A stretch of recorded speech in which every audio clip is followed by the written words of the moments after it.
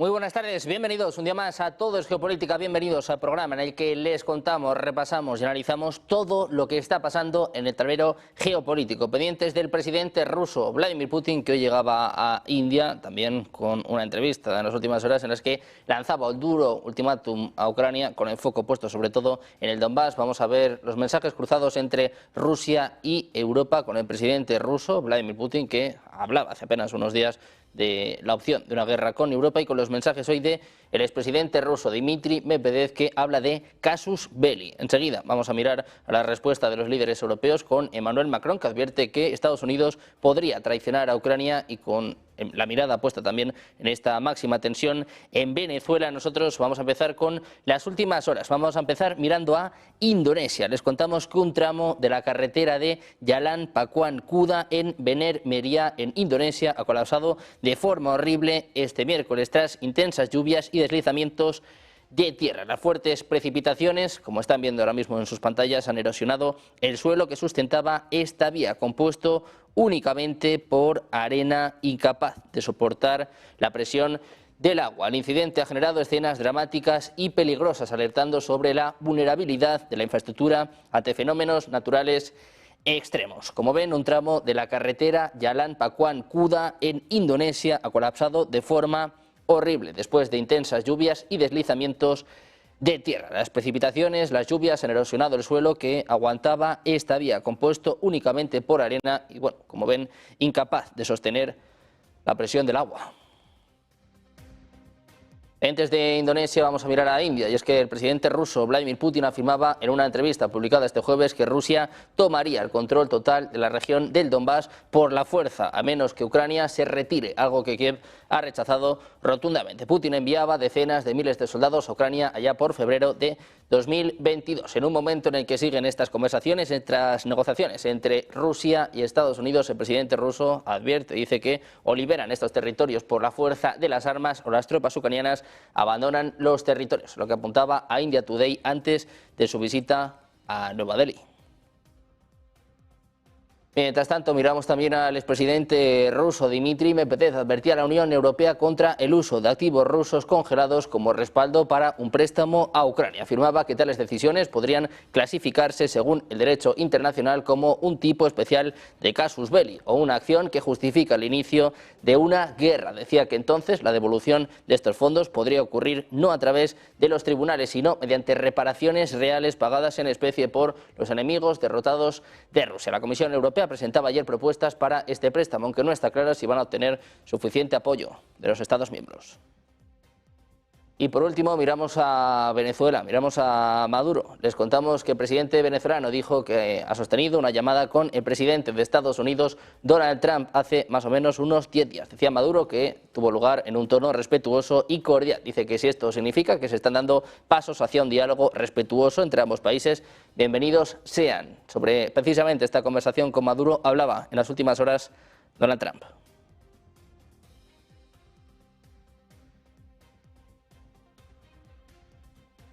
Mr. President, switching to Venezuela for a second, have you checked back with President Maduro? I mean, is your pressure campaign working, and do you think how's he responding? You tell me, is it working? It's not pressure campaign, it's much beyond that, I think. But I spoke to him briefly, just told him a couple of things.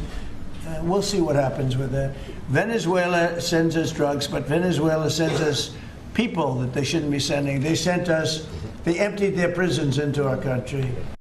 Mientras tanto, el presidente ruso Vladimir Putin está hablando en estos momentos en medio de este viaje, de esta visita a India. Se están filtrando más conversaciones, más declaraciones de esta entrevista del presidente ruso. Dice que la cooperación energética con India no se ve afectada por las condiciones actuales, tampoco por los vaivenes políticos fugaces o los trágicos acontecimientos en Ucrania. Dice Putin, a ciertos actores no les gusta el creciente papel de la India en los mercados internacionales debido a sus vínculos con Rusia. Dice además, en medio de estos mensajes, por parte de los BRICS, que más del 90% de las transacciones entre India y Rusia se están realizando en monedas nacionales. Y ojo, porque vemos mensajes de Putin a Donald Trump. Dice que el presidente de Estados Unidos tiene asesores que piensan que implementar políticas arancelarias en última instancia beneficia a la economía de Estados Unidos. Y Ojo con esto porque abre la duda sobre Donald Trump. Declaración por parte de Vladimir Putin. Dice, Trump está actuando de buena fe, supongo. Este es el último mensaje de Putin sobre estas negociaciones de paz con Estados Unidos, con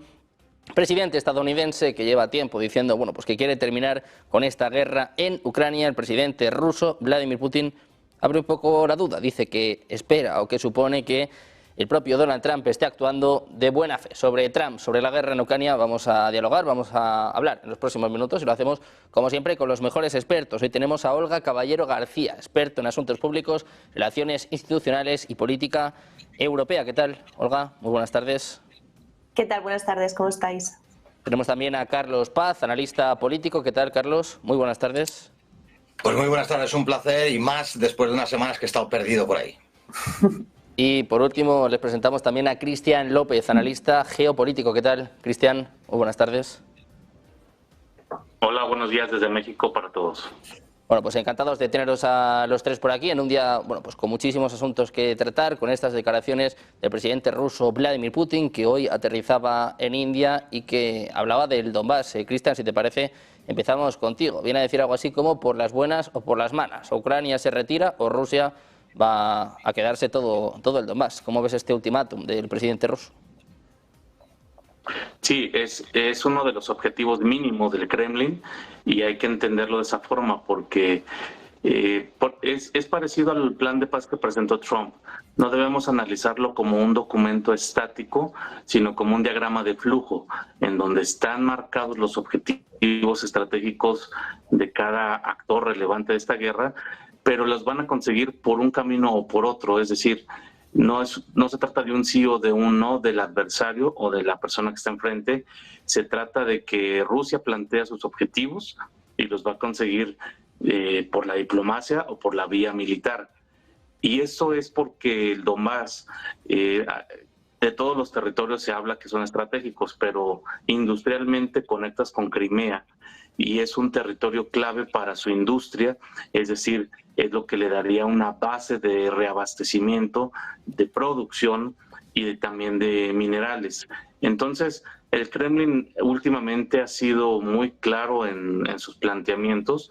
Lo vimos con el tema de que si la Unión Europea o la OTAN querían iniciar una guerra, pues estaban listos, pero con unas condiciones diferentes a lo que se está haciendo en Ucrania, lo cual llamaron una operación quirúrgica, no una guerra literal militar como el concepto clásico que conocemos. Entonces Europa y la OTAN deben de tener mucho cuidado en sus planteamientos. Creo que se han ido de boca los líderes europeos, no sabemos cuál es la razón de fondo, pero hay que investigarla porque están dando pasos de más en una guerra que no pueden ni iniciar en este momento.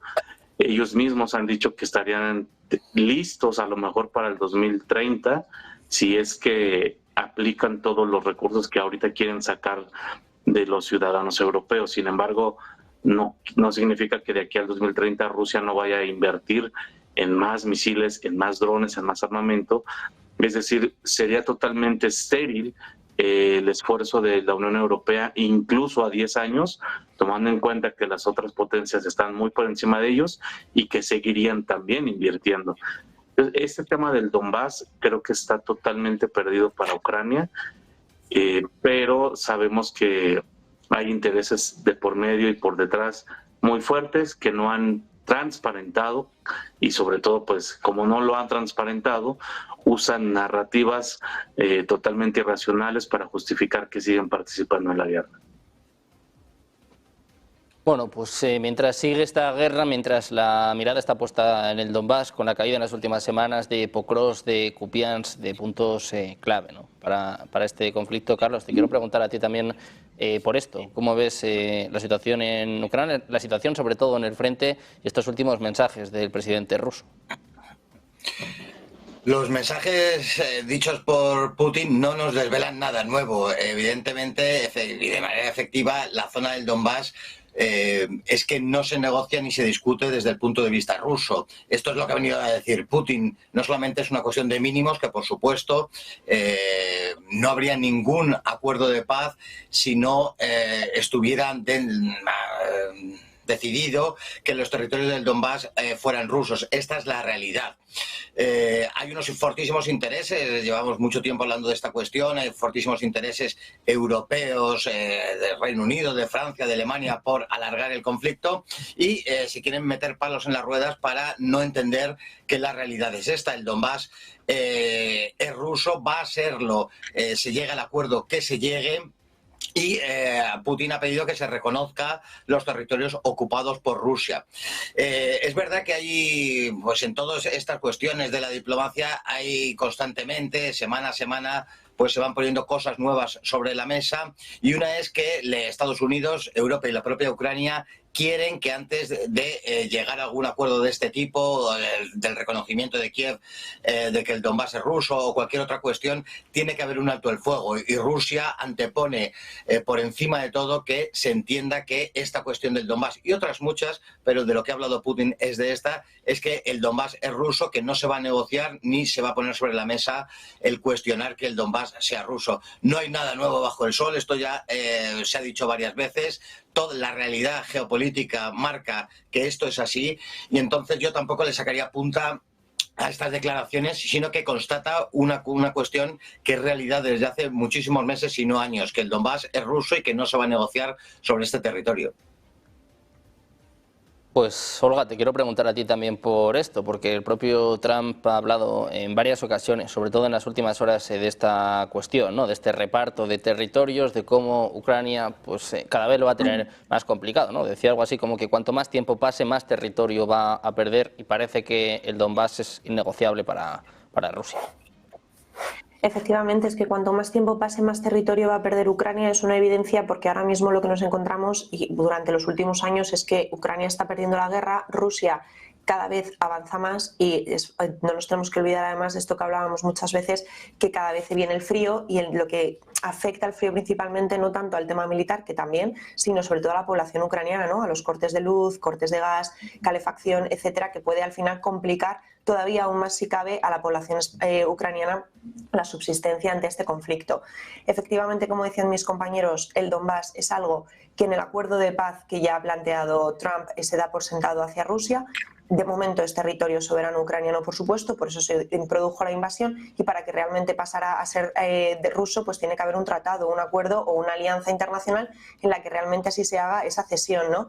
Yo, sinceramente, en este acuerdo de paz creo que las dos cosas que son irrenunciables para Rusia e innegociables es que el Donbass pertenezca a Rusia y, por supuesto, que al final que Ucrania no se incluya en el marco de la OTAN, ¿no? Que es algo que parece que la Unión Europea, los líderes europeos y Reino Unido, pues no están dispuestos a aceptar, porque dicen que no les dan garantías de seguridad a Ucrania, ¿no? Pero yo creo que son dos cosas que se dan por finiquitado, por asentado, tanto por Donald Trump como por Rusia. Hay que tener en cuenta que Donald Trump tiene mucha poder dentro de la OTAN, y creo que ha hecho varias declaraciones diciendo que nunca ha tenido una intención en que Ucrania entrara en la OTAN. Y luego, bueno, la guerra continúa, sin duda alguna. Donald Trump, creo que su principal interés y beneficio es alcanzar un acuerdo de paz para poder centrarse, ¿no?, en otros conflictos internacionales que tiene abierto y en su lucha por tratar de recuperarse un poco la potencia hegemónica mundial. Pero de todos modos, si la guerra continúa, Donald Trump sigue siendo beneficiado, porque al final no olvidemos que todos los líderes europeos están haciendo gasto en materia de defensa a través del famoso PURL, que es a través de la OTAN, que es un crédito que directamente se compra material armamentístico a Estados Unidos para poder financiar y dar ese soporte a Ucrania, ¿no? Por lo tanto, Estados Unidos se ve beneficiado, haya guerra o no. Y por otro lado, bueno, pues aquí tenemos a la Unión Europea en una posición, principalmente me gustaría destacar que creo que el papel es más de Reino Unido, a una posición en los que consideran que están tratando, según ellos dicen, de dotar de fuerza a Ucrania para sentarse a una mesa de negociación con una posición más fuerte, pero no nos olvidemos que la Unión Europea, por desgracia, actualmente sin Estados Unidos, que depende militarmente, no tiene la capacidad de dotar a Ucrania realmente de ese apoyo y de ese soporte para que pueda sentarse en una mesa de negociación con mayor fuerza y poder pues negociar algo, ¿no? Básicamente, porque ahora mismo estamos viendo que pierdes la guerra y que además no tienes los recursos para poder continuarla. Por lo tanto, bueno, creo que tenemos que poner el foco en el realismo, el foco en lo que está ocurriendo realmente, y es que sin el apoyo de Estados Unidos hacia Kiev, ahora mismo la Unión Europea no puede garantizar de forma ilimitada el apoyo a Ucrania, por lo menos no sin consecuencias catastróficas. Y de ese modo lo que tenemos que ser claros y ver es si realmente se trata de alcanzar el mejor acuerdo de paz que podamos alcanzar dentro de las circunstancias a las que nos encontramos, o si por el contrario pues sumamos más muertes, sumamos más guerra y mayores consecuencias en general para todo el sistema internacional y para todos los ciudadanos europeos y ucranianos, por supuesto. Pues precisamente hablando de Europa y de este momento crítico, de este momento clave para Ucrania, el presidente ruso lanzaba un mensaje muy claro para los líderes europeos en las últimas horas. Decía algo así como: con Ucrania estamos siendo quirúrgicos, con Europa no lo seríamos tanto. Y hemos escuchado al expresidente ruso, Dmitry Medvedev, que bueno, básicamente hablaba de un casus belli, estos activos rusos congelados que ayer von der Leyen volvía a poner encima de la mesa. Hablaba ya de un plan de actuación, ¿no?, para confiscar estos activos, y Rusia decía, bueno, pues que esto es un casus belli, ¿no?, que puede ser motivo incluso para iniciar una guerra. Cristian, te quiero preguntar por esto porque es un tema muy serio. Sí, esperamos que de inicio sea un tema de disuasión por parte del Kremlin, pero efectivamente es una línea roja y me parece que la Unión Europea no puede actuar como una entidad mapache que toma lo que no es suyo a cualquier momento porque pierde las garantías los demás estados que tengan inversiones o activos en la Unión Europea. Me parece que se rompe otra cosa, que sería el sistema financiero. Yo recuerdo mucho las palabras de Vladimir Putin cuando explicaba, y yo al final de esta guerra, acabe cuando acabe, es lo que voy a recordar, porque decía que en el momento que Joe Biden permitió armamento de largo alcance a Ucrania, rompió el sistema de seguridad internacional, y tiene toda la razón.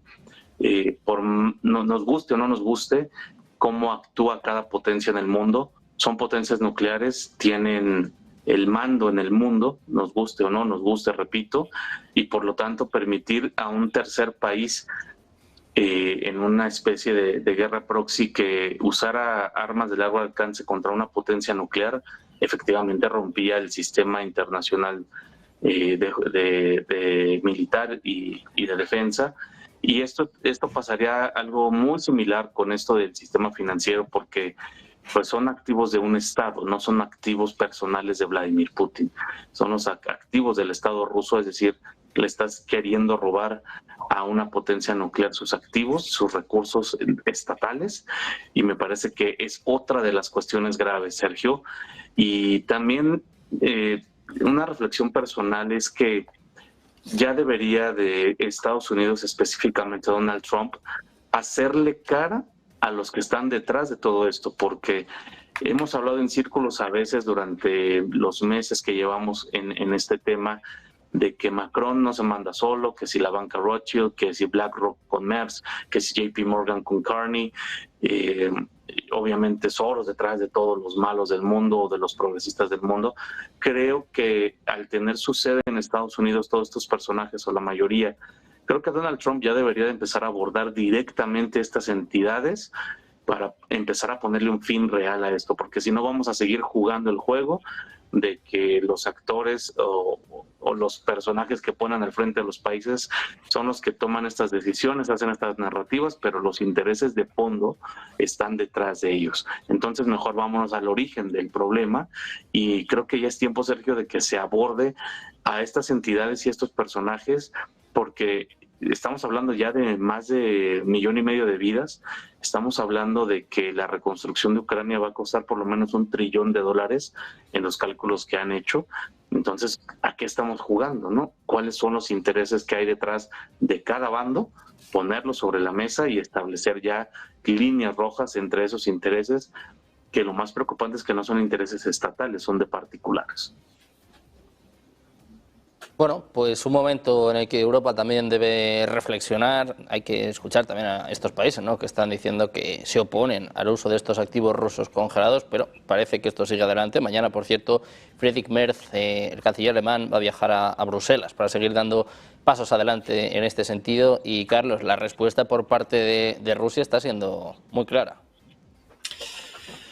Sí, evidentemente. Los titulares que he estado viendo lo he estado apuntando que amenaza con una guerra. Lo que ha dicho exactamente es que podría justificar una guerra. Y evidentemente el proceder de la Unión Europea, que yo no he encontrado ningún precedente anterior a nada análogo de la congelación de esos activos de un país, utilizarlos incluso.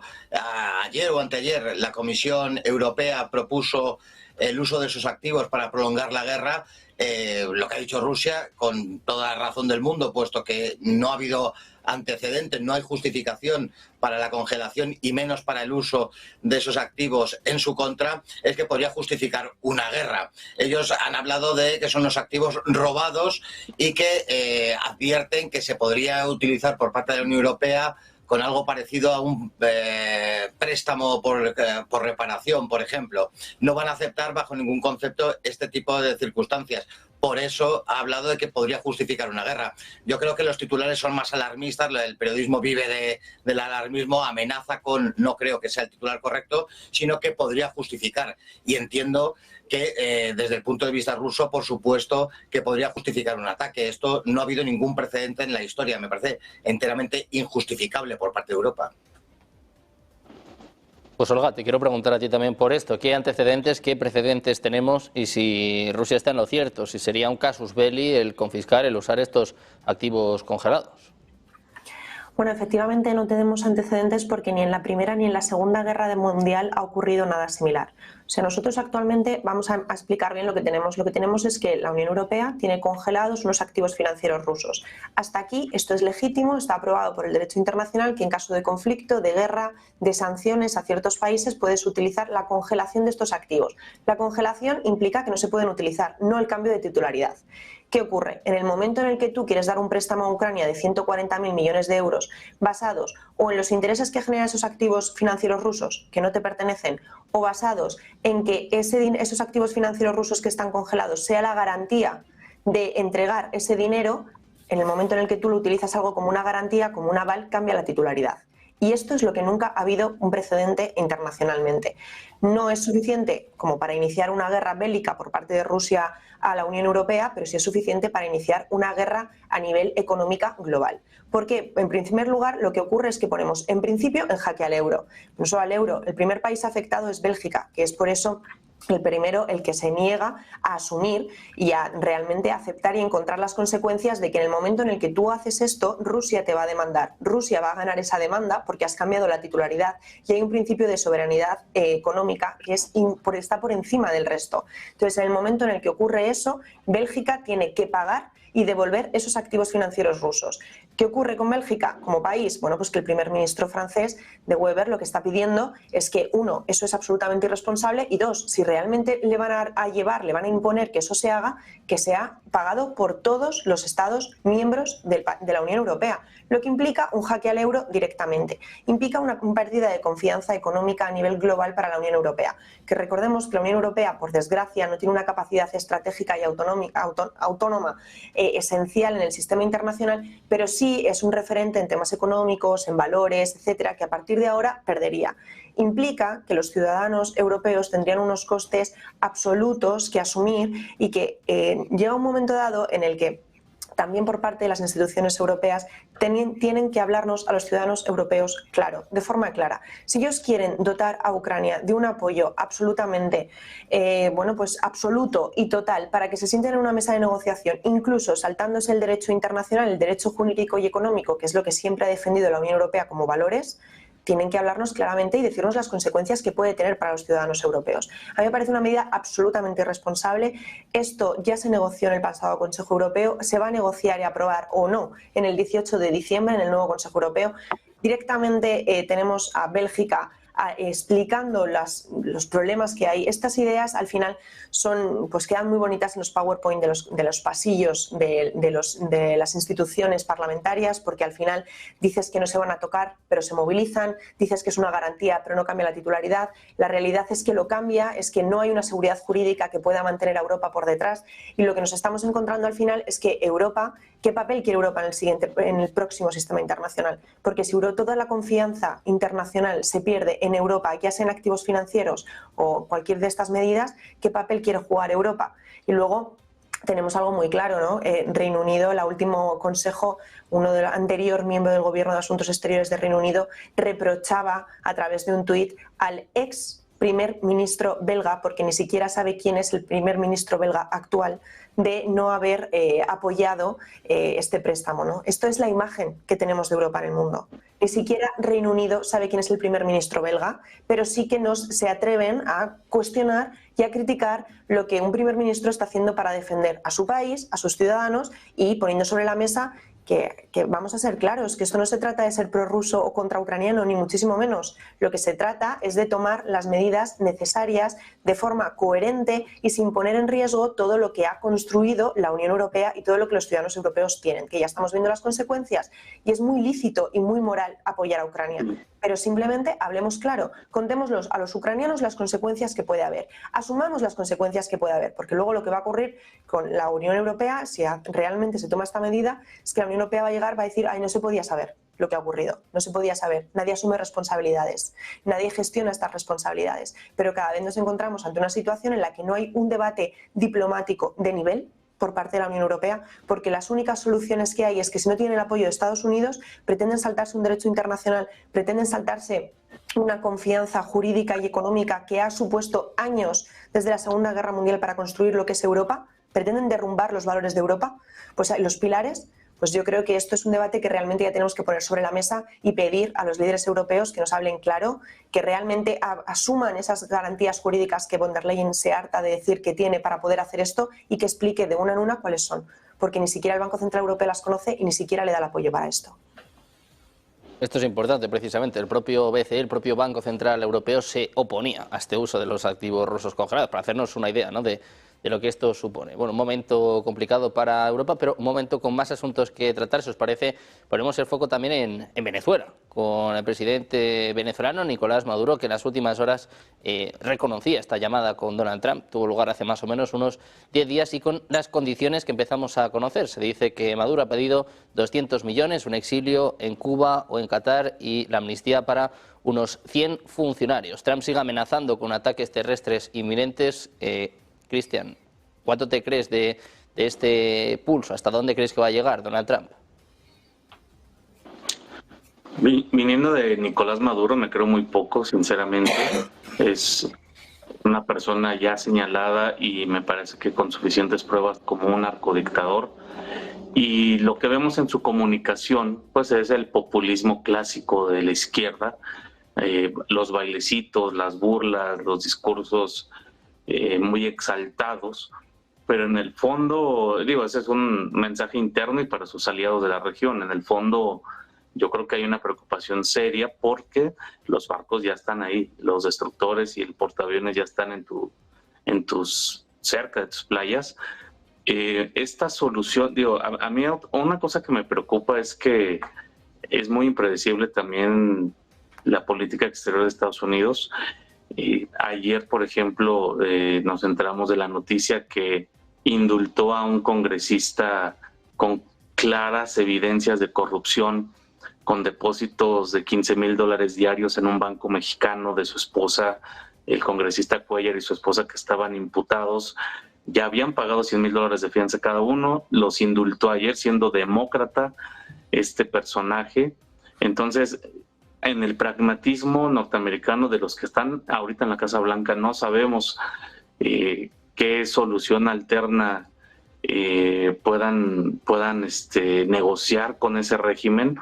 Lo que sí espero, francamente, y aparte porque está documentado por el ex diplomático en la ONU de Venezuela, Isaías Medina III, es que tanto de los tiempos de Hugo Chávez, pero sobre todo con Nicolás Maduro, hay un genocidio a su propia población inducido, sistemático, hambruna sistemática, que provocó el exilio de millones de personas, la muerte de muchas otras, y a esto hay que aumentarle todos los temas de la persecución política y encarcelamiento a opositores.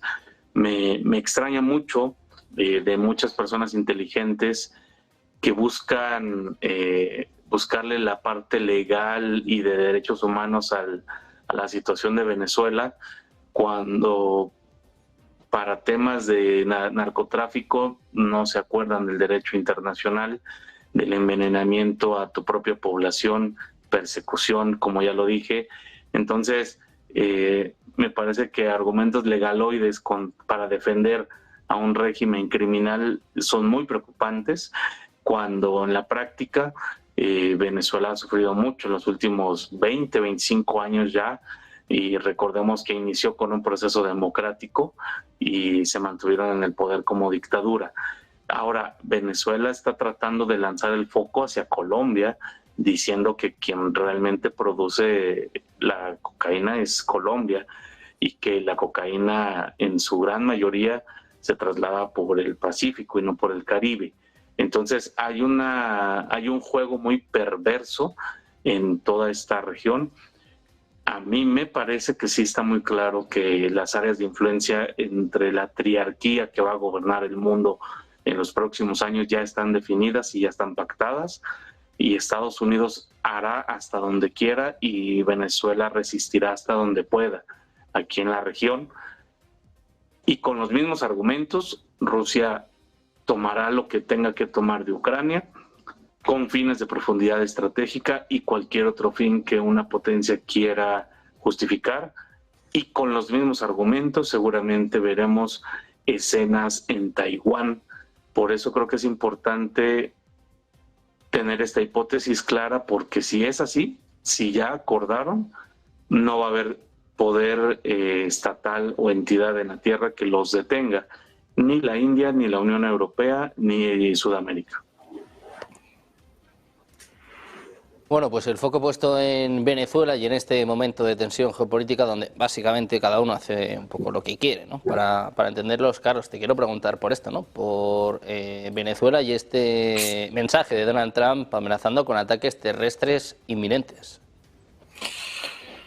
Bueno, aquí yo creo que hay varias cuestiones que se entremezclan. Estados Unidos está amenazando a Venezuela sobre pretexto de la cuestión del narcotráfico. El narcotráfico ha sido utilizado, es un pretexto, porque luego pues veríamos que del verdadero interés subyace en el aprovechamiento de los recursos de la zona del Caribe y más allá, de la zona atlántica del continente suramericano o parte de países contiguos a Venezuela.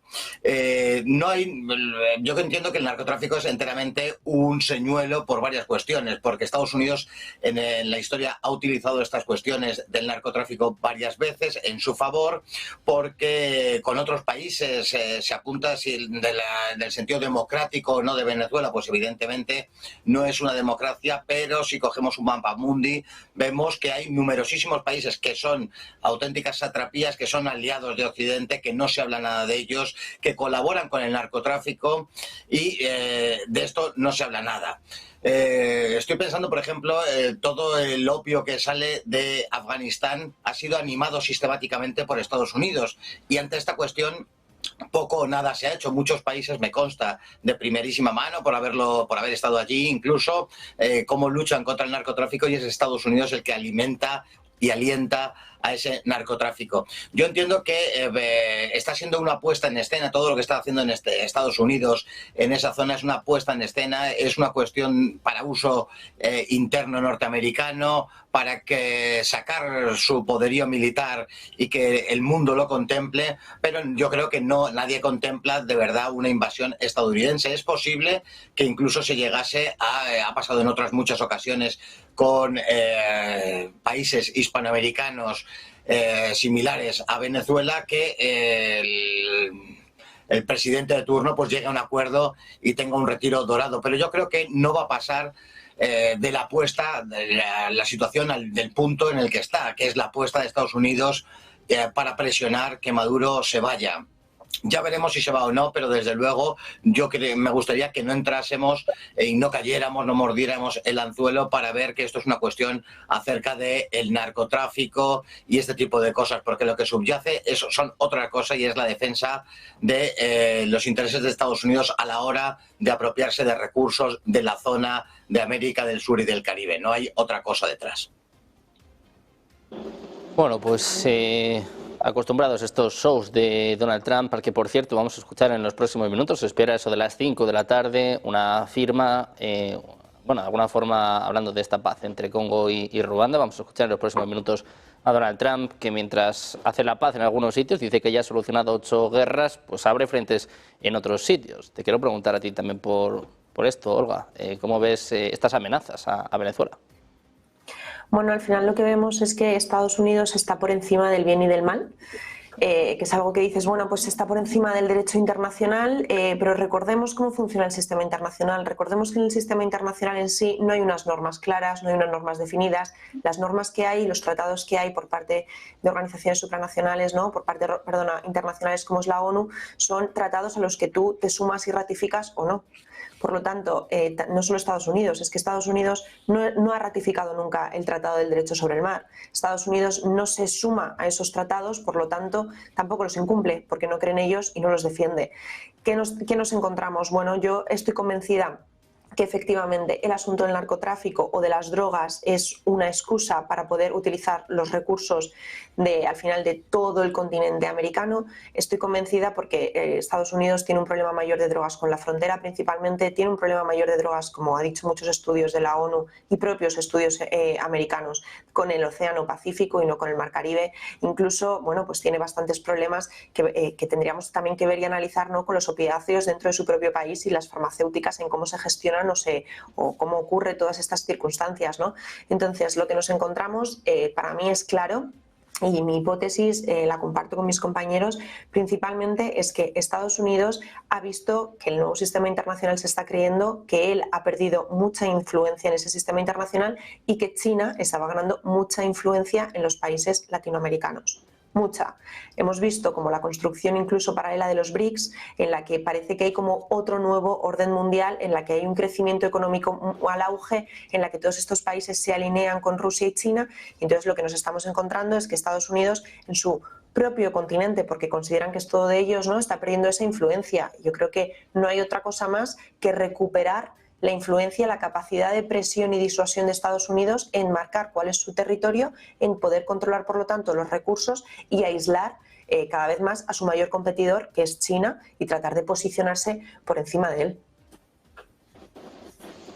Bueno, pues China y Estados Unidos que siguen compitiendo por la hegemonía mundial con Venezuela, ¿no?, que veremos qué sucede también en las próximas semanas, y con el foco puesto también en Europa. Hoy hemos conocido informaciones que apuntan a Emmanuel Macron, al presidente francés, que advierte de que Estados Unidos podría traicionar a Ucrania en un momento complicado para la Unión Europea, con Mogherini, que dimitía en el día de hoy del Colegio Europeo. Un escándalo de corrupción que parece que empieza a apuntar también a otros altos cargos en Europa. Cristian, te quiero preguntar por esto, porque mientras se negocia la paz estamos viendo escándalos de corrupción en Europa. La semana pasada en Ucrania se llevaron por delante incluso a Andrei Yermak, a la mano derecha de Zelensky. Te quiero preguntar por esto. ¿Qué está pasando en Europa y cuánto tiene que ver con este proceso de paz?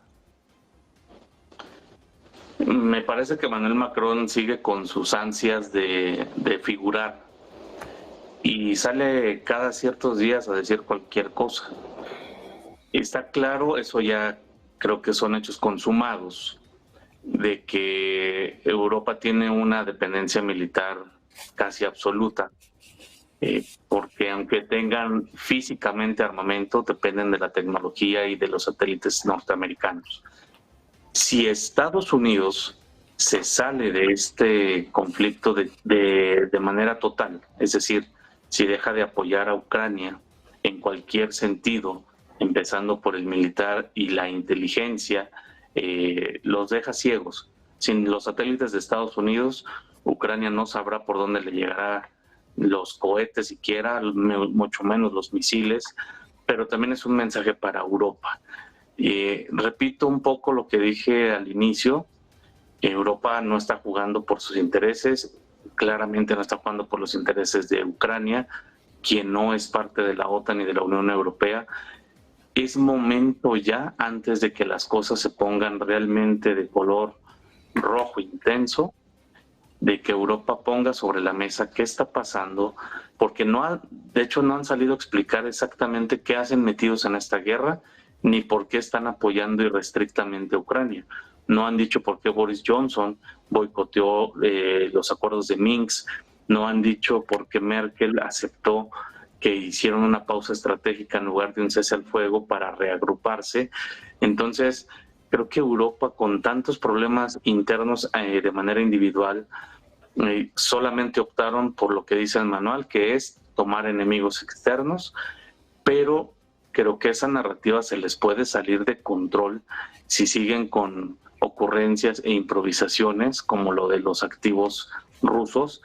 Por eso creo que ya es tiempo de que haya una intervención diplomática fuerte de Estados Unidos con el origen y con la mano que hace que se muevan todas estas figuritas llamadas presidentes y primeros ministros, porque si no se atiende de fondo la causa del por qué están insistiendo en esta guerra de desgaste, que el desgaste ha sido para ambos, pero claramente ha perdido Ucrania la guerra de desgaste, no vamos a saber ni el origen de sus intereses, ni mucho menos vamos a saber qué están ocultando, porque me parece, Sergio, que tan grande es el escándalo que tiene cada quien al interior de su país, llámese deuda, llámese migración, llámese tecnología, empleo, etcétera, etcétera.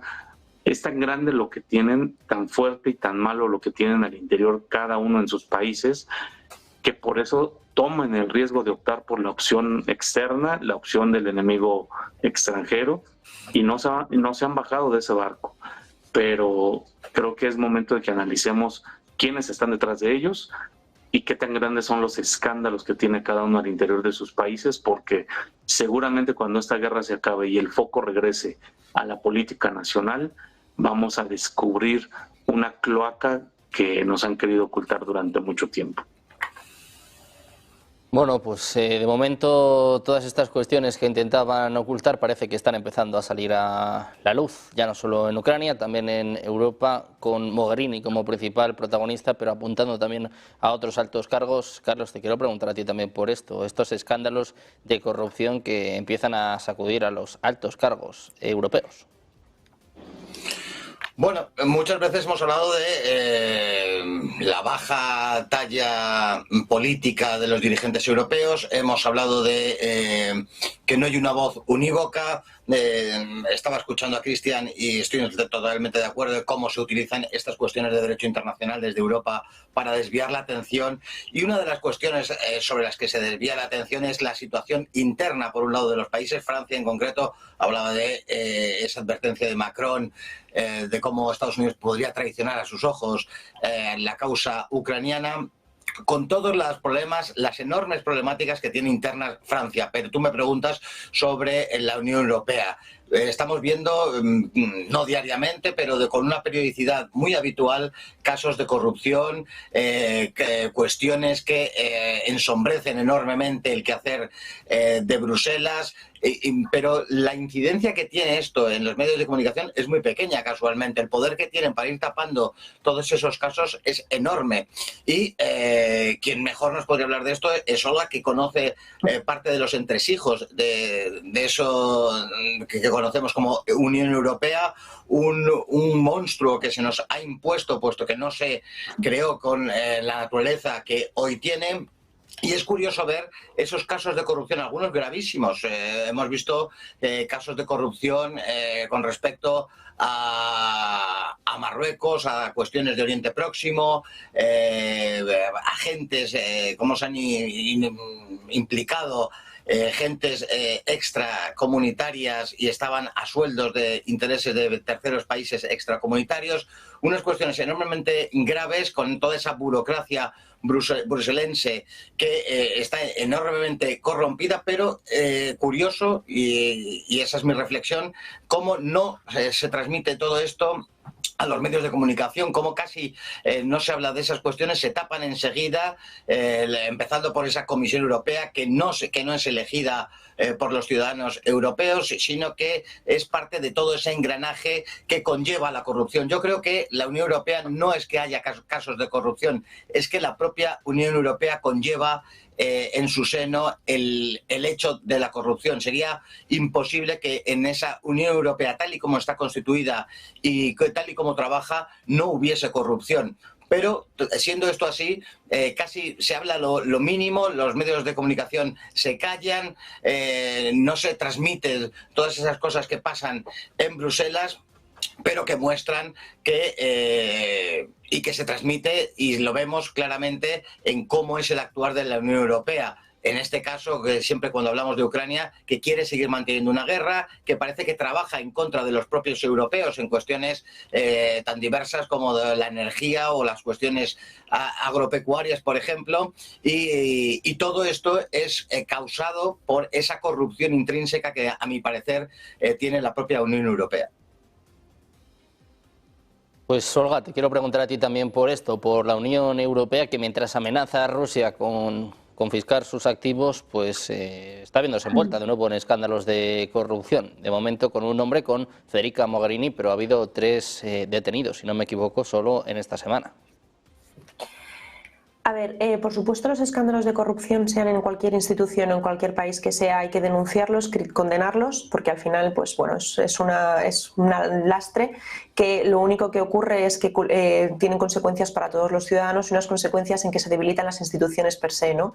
Recordemos además que lo que se está ahora mismo investigando es con un alto representante. El alto representante es una figura que se incluyó a través del Tratado de Ámsterdam en 1997, creo recordar, y que lo que hace es que preside el Consejo de Asuntos Exteriores, es vicepresidente de la Comisión y es el responsable, tanto internacional como dentro de la Unión Europea, ¿no?, de ejecutar todas las políticas de seguridad y de asuntos exteriores de seguridad común. Entonces, bueno, pues son cargos en los que además son altos cargos que son figuras esenciales, como actualmente tenemos a Kaja Kallas, que tienen mucho poder y sobre todo, y lo más triste, ¿no?, pues es el incluso utilizar ese poder, ya sea a través, como hemos visto, como bien decía mis compañeros, en otras cosas, y utilizar la capacidad de influencia dentro de la Unión o de las instituciones de la Unión Europea para llegar a acuerdos, pues bueno, no tan legítimos y tratar de obtener un beneficio. Por lo tanto, bueno, pues la corrupción, sea donde sea, es absolutamente reprochable, pero todavía más si vienes pues de instituciones europeas donde los pilares y los valores que defiendes son contrarios a eso, ¿no? Por lo tanto,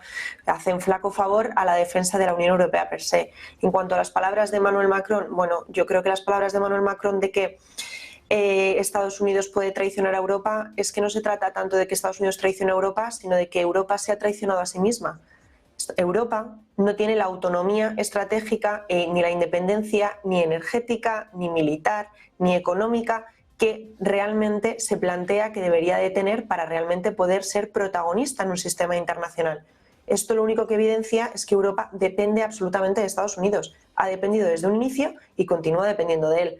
Entonces, lo que nos encontramos es que Estados Unidos mira por sus intereses y Europa no es capaz de poder defender ni sus intereses, primero porque no se los conocen, no los tienen claros, no se ponen de acuerdo cuáles son los intereses de Europa, y segundo, porque tú no puedes tratar de ser en un nuevo sistema internacional, tener un papel protagonista a base de tomar decisiones sin un consenso claro, sin que sean decisiones medidas y sin que sean decisiones a largo y medio plazo, no decisiones inmediatas y sin base jurídica, ¿no? Que es el problema de Europa es que nosotros, en cuanto tenemos un problema, acudimos, por ejemplo, a Mario Draghi, acudimos a Letta, les pedimos informes, les decimos cómo lo tenemos que hacer, y en el momento en el que tienes una auditoría, por así decirlo, o un análisis de lo que ha fallado en Europa y de cómo tienes que resolverlo, no se están tomando medidas en ese sentido, sino que se toman medidas improvisadas y medidas que perjudican todas esas consecuencias o características que queríamos para tratar de alcanzar esa Europa soberana.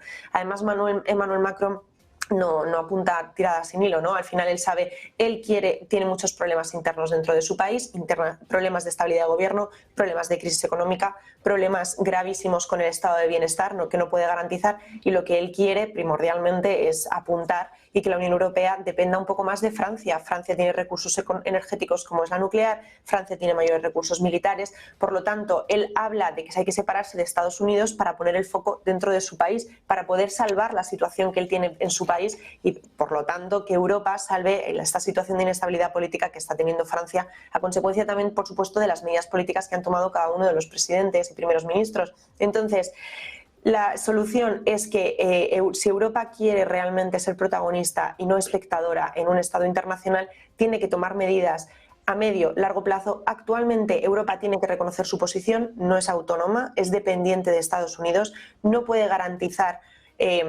a Ucrania un apoyo incondicional porque no puede garantizarse a sí mismo una posición de protagonista en el mismo sistema internacional. Por lo tanto, bueno, yo creo que hay que sentarse, hacer políticas claras, limpiar toda esa parte de corrupción e intereses políticos de algunos políticos y altos cargos europeos que no son los intereses de los ciudadanos y volver a construir y construir en pro de una Europa llena de valores, de defensas democráticas, no como actualmente, que hasta vemos que internamente no, pues tenemos pues una decadencia incluso del sistema de los valores democráticos de Occidente, y que Europa siempre ha sido el referente, esa luz en esos valores en el mundo, y que actualmente está perdiendo y está dejando de ser. Bueno, pues con el foco puesto en Europa y en estos choques con Rusia, nosotros nos quedamos ya sin tiempo de más. Muchísimas gracias a los tres por estar con nosotros. Cristian, Olga, Carlos, un placer, como siempre, teneros por aquí. Muchísimas gracias. Buen día, muy buena tarde. Gracias. A vosotros, hasta luego. Muchas gracias. Un abrazo. Nosotros, que antes de despedirnos vamos a mirar últimas horas importantes. Vamos a poner la mirada en Estados Unidos. Les contamos que las autoridades estadounidenses han arrestado a un hombre sospechoso de colocar 2 bombas caseras en Washington, D.C. la noche anterior al asalto al Capitolio el pasado 6 de enero de 2021. El FBI había pasado años buscando a este sospechoso, difundiendo imágenes de vigilancia, recopilando cientos de pistas y ofreciendo una recompensa de $500.000. Un vídeo del 5 de enero mostraba al individuo colocando explosivos cerca de las sedes de los comités nacionales demócrata y republicano, cerca del Capitolio. Las bombas fueron descubiertas y desactivadas de forma segura el 6 de enero, cuando alborotadores pro Trump irrumpieron en el Congreso. Seguimos pues estupefactos ante esta información que habla de que más de 4 años después, prácticamente 5 años después, están arrestando a un sospechoso. Va a ser acusado hoy en un tribunal federal de Washington, D.C. Va a enfrentar cargos ante un tribunal federal en la capital de Estados Unidos. Es lo que está informando en estos momentos CBS News. Este sospechoso de haber supuestamente puesto 2 bombas caseras el 6 de enero de 2021 ha sido arrestado en las últimas horas y va a pasar a disposición judicial. Muy atentos a esta información importante en Estados Unidos, muy atentos a este arresto casi 5 años después. El FBI arrestando a este sospechoso de colocar bombas caseras antes del 6 de enero. Vamos a seguir atentos a esta información de última hora. Vamos a hacer una pequeña pausa, 2 minutos, y enseguida más información en Negocios Televisión.